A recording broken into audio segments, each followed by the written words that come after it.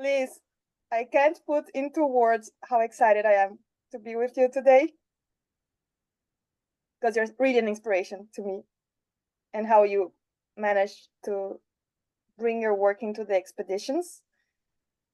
And I'm also passionate about the outdoors. So I wanted to hear from you, what difference does it make to run coaching during an expedition with your clients? Oh my gosh. Yeah, so many differences. Like, I think the main thing is like when people are outside, when we're in nature, I think what I experience anyway is that like as humans, we become more porous, we become more receptive, we can like see things with a wider lens. I think we tend to slow down. I think our nervous systems like co-regulate better. Like I think humans, we like co-regulate in nature. And we've, probably many of us have experienced that. It's like we walk outside and suddenly you feel calmer. And so in that calmer state, I think people are far more receptive to like kind of get the insights, like the things that we're trying to do in coaching, like those aha insights that are like, oh wow, I like see myself a little differently, or I can like see new possibilities. I think those insights come a little easier because we're in this like really quiet, receptive state.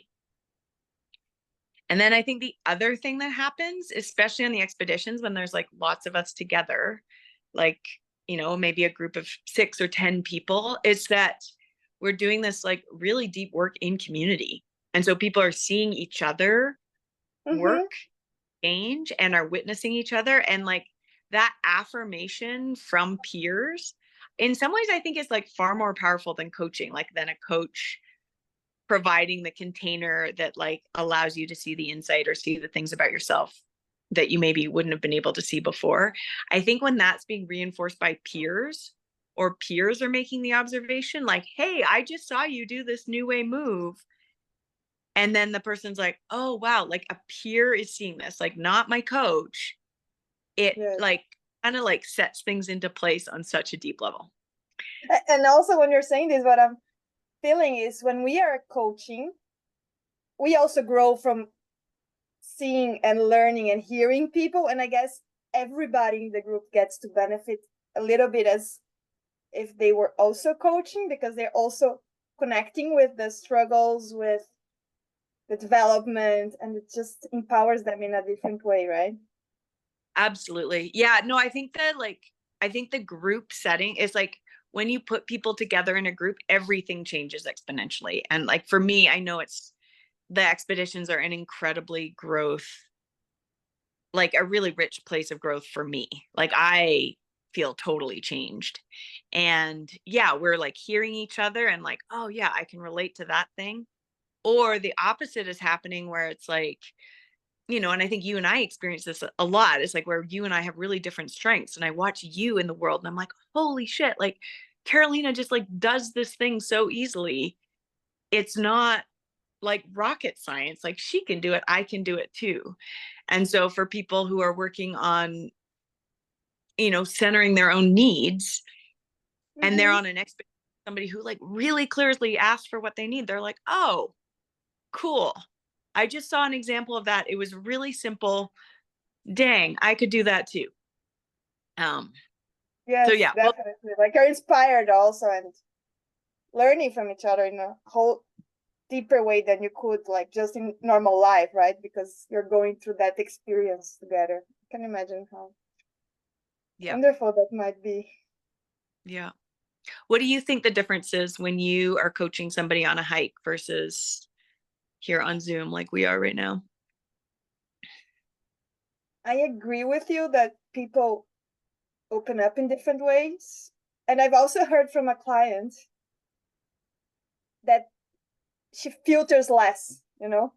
They tend Mm, to think less and be more spontaneous, which is what we also want.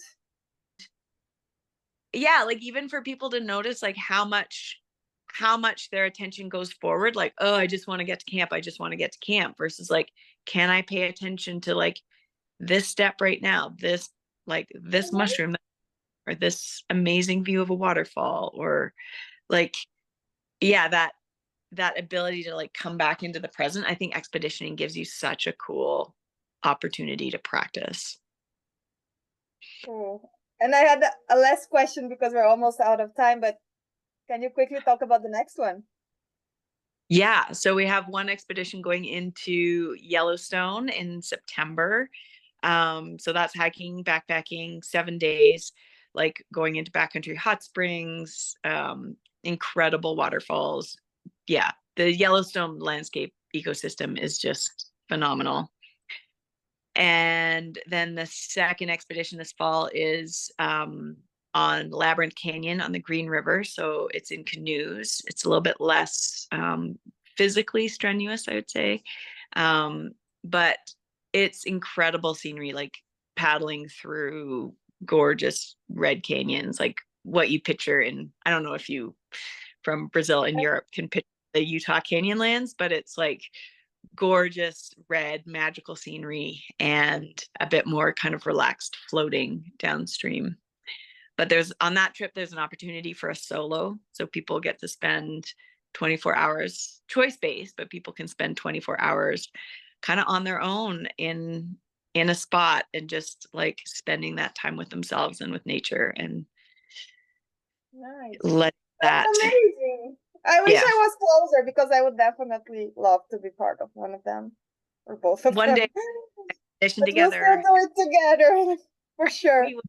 Thank you so much, Liz. Oh, it's so good to talk to you. Beijos.